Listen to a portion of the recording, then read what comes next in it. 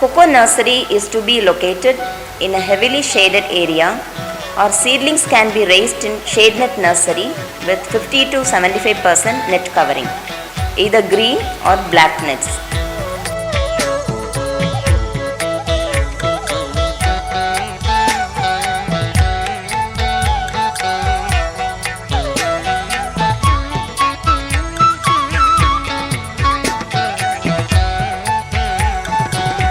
Potting mixture for cocoa is 2:1:1. 2% soil, 1% sand and 1% farmyard manure. Organic manures like coir compost, vermicompost, cocoa pod husk and bean shell compost can also be used. Biopriming of potting mixture with Cocoa Pro Bio as Pseudomonas microbial cultures will enhance the growth and health of seedlings.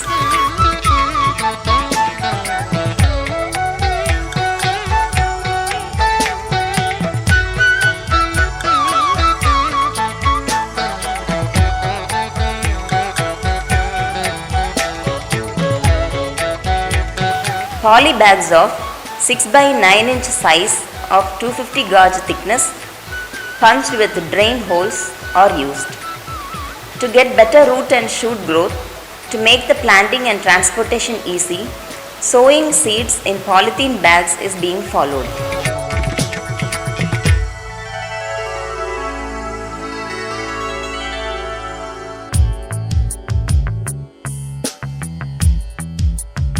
We have certain selection criteria to select good seed pod for good seedlings.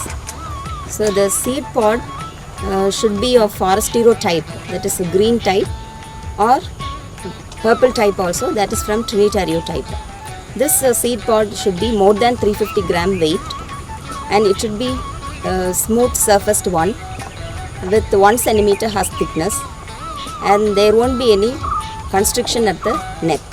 So this seed pod should be selected at the 3rd-4th maturity, that is green color just turning to yellow, or if it is purple it will turn to orange color. Seed pods can be break open either with a wooden hammer or gently cut with a knife, and seeds are extracted without placenta. Bold and big beans of middle portion of the pods will give 90 to 95% germination.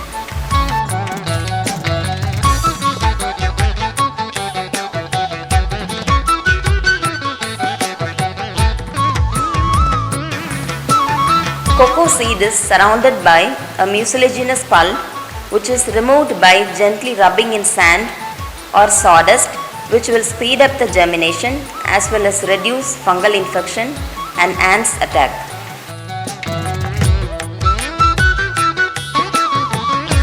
Shallow sowing is practiced by keeping the seeds horizontally, just covering with sand. Poly bags are arranged in neat rows with 10 bags in a row, leaving walking path in between for monitoring and better management.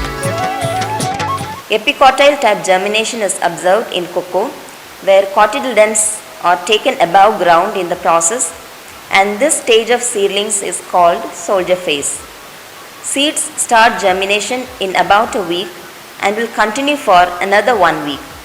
Seeds sown in the month of May will be readily available for planting during September-October, the post-monsoon season in the high rainfall zones like Kerala and Karnataka.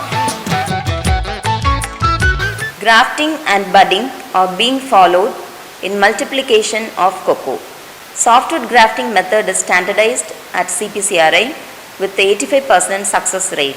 In grafting technique, rootstock seedlings is given with the horizontal cut in the upper portion or decapitation of the seedling with a grafting knife.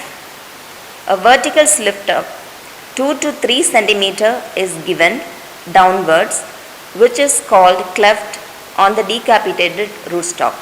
Scion sticks of 12 to 15 centimeter length with 2 to 3 buds are collected from desirable high yielders. V-shaped slanting cut of 2 to 3 centimeter is given, which is called wedge. Then the scion stick is inserted into the cleft of rootstock and joined together. This graft joint is tied tightly with a polythene strip or tape of 1.5 cm width. Graft joint is then covered fully with a polythene pouch so that the graft joint and scion stick won't dry up, and this can be removed after 15 to 20 days.